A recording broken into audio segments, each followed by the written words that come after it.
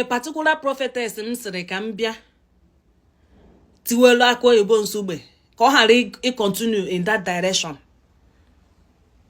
All right, amalom ko ma the truth ko tala akuko ka ezi ade. Obulu no ife ma nke be eziokwu na ekwu like this, I wouldn't know why. Man obulu no ife m je me video bu should in case na such an woman of God amala eziokwu. Asigodo na Jesus adeze. Na Chukwu adeze. Mana man omenala. Mana mam no di.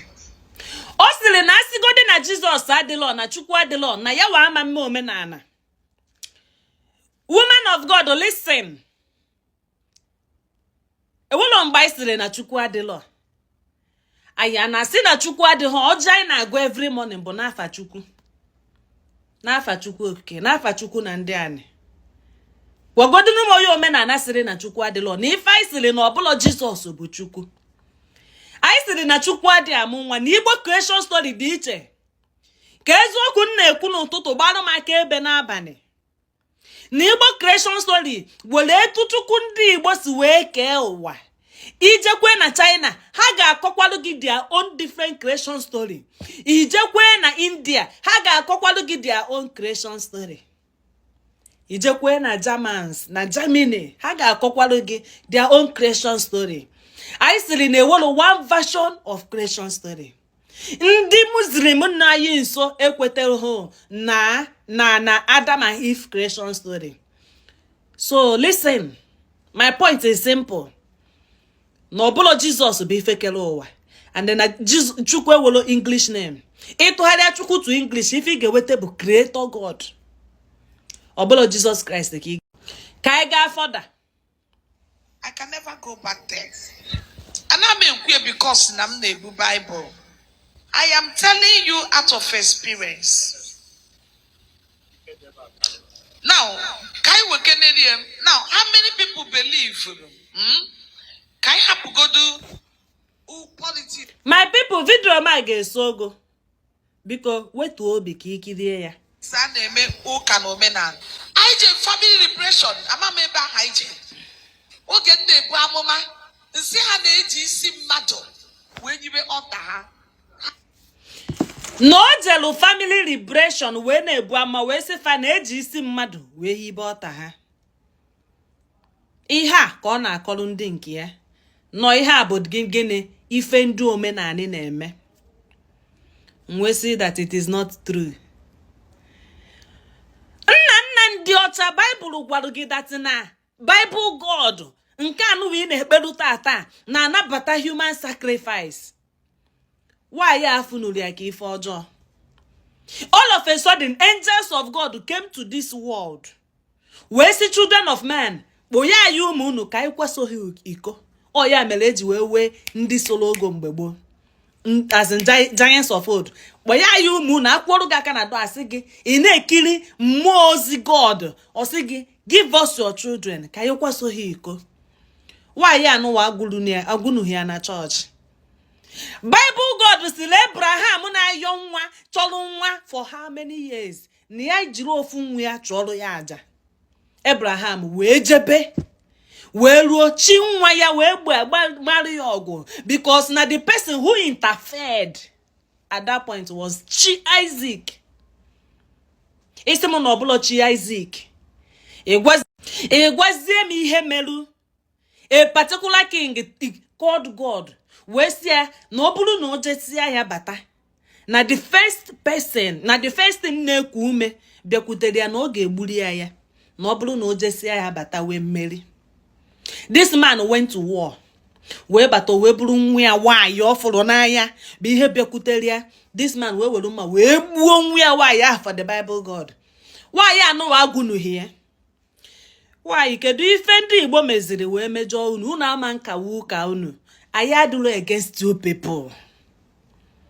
Ewelu freedom of worship man you need hozi kata omenala na abịa na bụ unu gụwa na-eme Jesus never fail prayer ministry ọ bụrụ na ajụba ese eziokwu a ga-asịkwa ka achọba ndị ọdịnala ka achọba ndị okenye na-eme ọdịnala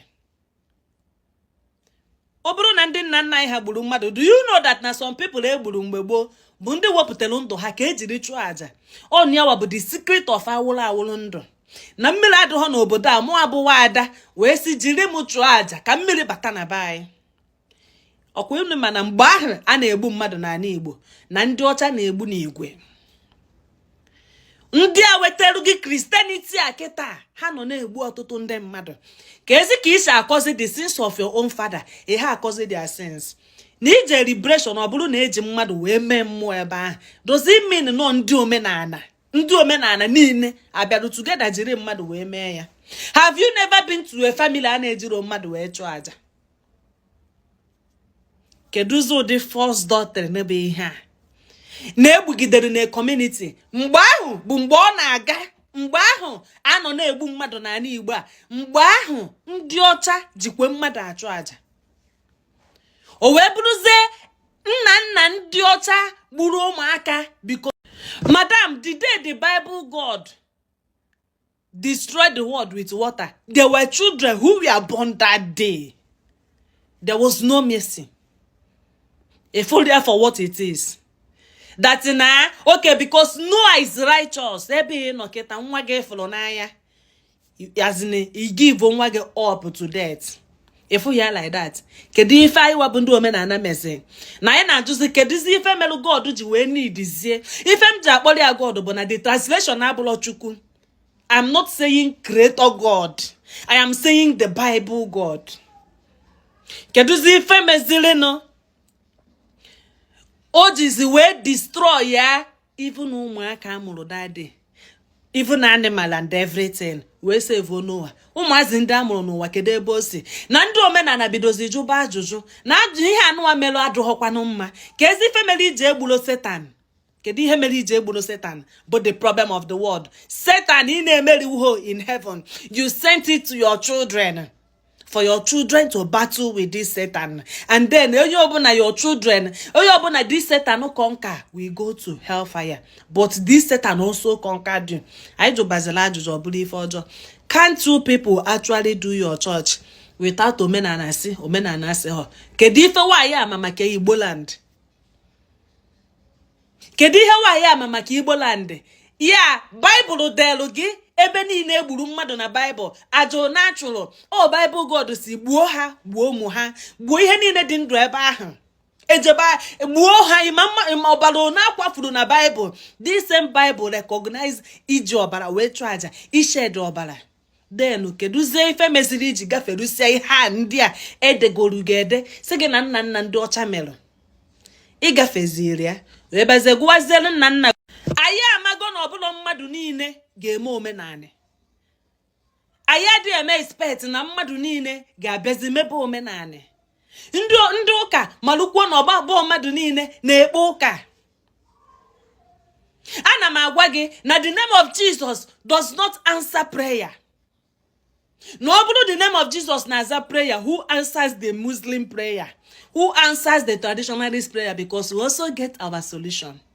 Who answers Ndi Igbo Odin? There are people who pray to Odin as we speak. Who answers the prayer of people who pray to Krishna? There are people in this world who are completely dependent on Krishna and they get answers to their prayer. Who answers these people's prayer, this numerous religion? Msegegeni ni ife mo ewelo sentiment, ewelo azini, ewelo name sentiment there. Kuwaka goto. Chigiga asage manuka mana anywhere. Keduzi ife anyị mezi wee mejọ. Ọ bụrụ na nna gị gburu mmadụ, dozi ime na nna mụ na gị gburu mmadụ. Ọ bụrụ na o were ife nna gị mee, dozi ime na nna mụ na gị. As we are speaking now, na na-ebe ndị mmadụ isi, a na-egbu mmadụ, a na-ezulu mmadụ n'ohi. Olu echekita this generation a wee gwuezela anyị no ihe anyị dum gbakọrọ aka mee ka ọnwụ mmadụ akwụsịgo. Adị agbaze mmadụ ohu na motherless baby. Ọnwụ mmadụ ọkwụsị because na ndị ọcha bịalụ. Ọnwụ mmadụ ọkwụsị. Ndị ọcha ọ dị egbu mmadụ. Keduzi ife mere unu bụ ndị ụka jizi wee hapụ ihe ndị kan na-eme. Unu hapụrụ the atrocities in Christendom. Isiri that na arụ dị na omenala azina na ndị ọjọọ na ikwetelu na ndị ọma na ndị ọjọọ ka ndị ọma. ọ bụ na ndị ọjọọ nọ n'ụka aka hụ ndị ọma? Kedu ndị bụ ndị ọma n'ụka? Before mmadụ abụrụ onye ọdịnala, ihe omeni bụ na onye aha awụghị ihe anị. Do you understand? Na ihe omeni bụ na onye awụghị ihe anị, na onye awụghị ihe eziokwu, na onye ga na-ekwu aka ya ọtọ all the days of his life. Madam, nsọ anyị na-asọ na nsọ unu na-asọ, o nweghị ebe ọ gbara anyị na unu na nsọ. Unu na-asọ 10 commandments. Ọ bụrụ na m gụsịara gị nsọ, ị ga-adụ amazed that mmadụ dị ndụ ịsọ ihe ndị a niile. Ọ bụgodị iso ọsọ nsọ nri, ngwụgodịrị gị nsọ nri godi, ị ga-adụ amazed that mmadụ dị ndụ ịsọ ihe a niile. Ewero ife anyị na ndị ụka na-azọ. Jesus never fail you. This is your belief. Hold on to Jesus that you believe in. O nwere ndị believe na Chukwu, which is us. Let us hold on to the Chukwu we believe in. Let people who believe in Dutch, German God, Odin, let them hold on to Odin. Therefore, let no man say that my religion is the best. Therefore, let no man say that, no, do you understand? Because as in Christianity, but one of the thousands of religion. One of the thousands of religion. Mgbe mụ na gị wụrụ ya malụzie ka ndị omenala bụ ihe jere n'igwe, ka ndị ụka bụ ihe jere n'igwe. Na Bible kwekwere ndị ụka nkwa that na mgbe o ruru na a ga-ahọchapụ, a ga-separate weed from the grass. Anyị amaberu ndị bụ the grass, anyị amaberu ndị bụ the weed. Anyị amalụ ka anyị amahụ kpebere okpukperechi ga-etu isi wee chọọ. It is not a sin to accept Jesus Christ, to believe in Jesus. But you can never stand in this your altar to speak against. Ha can even in front of you. Ikunugo okwu maka as in that church penetrate recently and the buondi n'ebe ahụ. Ọbụla ndị omenala bụ the problem. Ọbụla iwa na mmadụ je kechie mmadụ onye ahụ abụla onye omenala. The highest number of people na demand ihe ọjọọ bụ ndị ụka. How do I explain this to you? No, ndị ụka kechielu m ndị ụka. Onye omenala, onye ọdịnala wuri ihe ana, we never say kechielu m mmadụ. Ebe I'm not kita, I practice forgiveness more than all of the Christians put together. Because no matter what you do to me, if I wake up in the night, I will wake up and judge myself. I will wake up and say that I am deserving. I will wake up and forgive you. I will just say, today, I am forgiving Okeke. I'm just forgiving you. Just go. I'm separating myself from your karma. Ewolo ndị na-apra aya dị ekechi mmadụ, ndị omenala awụghị ihe ani, ndị omenala na-asọ nsọ ani, ha dị ekechi mmadụ. For you to be onye omenala, it means na ewụghị ihe ana. Hapụ everybody that is identifying with omenala. How many people na-asọ nsọ? All of these people na-asọ nsọ. Oh, ha waka a ga-akpọ ndị omenala indeed. No this and no peace. Christians, ndị kwara aka ha ọtọ. Oh, ha waka a ga-akpọ Christians indeed. Let us not continue. Oya abota. This particular prophetess, a prophetess, more like it so much. Because na mma no Ezenwanyi. Onozi n'ụka. Mana oburu na ono ho n'ụka. Oburu that na call Jesus ashi ho. O man kalikwa na ayi wa as no man ebe oga no kwanu na traditional way. Ayi wa bu ndị omenala. Ayi adi agba ndị bialu ba picture. I had a post testimony, I had a video, but majority of our clients, nihu chukwu ni ihu mmadu, bụ ndị ụka. Manguta in these 10 hands, pastor nebiagolo na nkem. Manguta ụkọchukwu nebiagolo na nkem. I made testimony because we know that everybody is looking for solution. Hello, that people are from here going to there, people from there are going to Muslim, people from here are going. We are not sampling anybody. We don't want to use Christians coming to us to attract more Christians. I avoid the bait, any form of bait, any form of sample this. I don't involve myself in it. Birinu now, beberu Jesus again. Beberu Jesus again. were ihe furu mere iji wee sị no Jesus. O were ihe ndị ọdịnala furu mere. Somebody like me were mbọsị mkpọkuru Jesus azaghị. Mgbe kpakpamkpa agụ bịara kpawa m yewe m nsogbu esekpu m n'altar with my last card in altar of Jesus Christ hoping for prayer. Let this cup pass away from me. Jesus abịaghị. All of my prayer that day amounted to more different more. I knelt down with all my heart. This simply means that Jesus will fail you when you need Jesus the most. Were ihe na-afụ mere iji wee kwechiri no Jesus. O were ihe ndị omenala na-afụ mere fa ji wee kwechiri no omenala. Na mmụọ na-abịa ezigo ozi emin ho no Jesus na ịfụrụ n'anya ọbụla Jesus gosi. Cheta that there are thousands of religions na-afụ ụzọ without Jesus. Ewelu ndị nọ na Muslim afụ ụzọ more than ndị Christians without Jesus. O welu ndị nọ na Krishna ndị anụ afụ ha kọrọ gị ụwa gị niile kọrọ gị utorishi gị niile without Jesus. Na Jesus abụghị requirement for prophecy. Ọ bụrụ na ọ na-ama gị ewere onye ụka unu sịrị na ọ na-ama ama ọ matala your religion ọ ga-ama gị na ọ bụrụ na ọ dị na agbụrụ unu. Even ihe ị na-eme kịta investigate ifu na ọ dị na be unu na o si na agbụrụ wee bịa. Ewere onye chọrọ ka imebe omenala. Ndị na-eme omenala is more than enough. Small awakening na last about 2 years. All of these people are doing omenala today.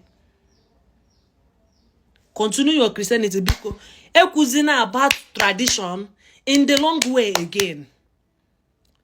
I will rumiana this woman as nemalo na ne waterlaw no waterlaw.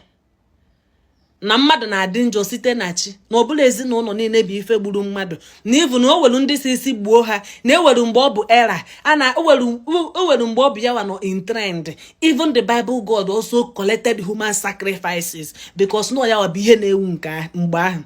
But today you forgive the Bible God, but you refuse to forgive your own ancestors. You call upon the ancestors of Abraham.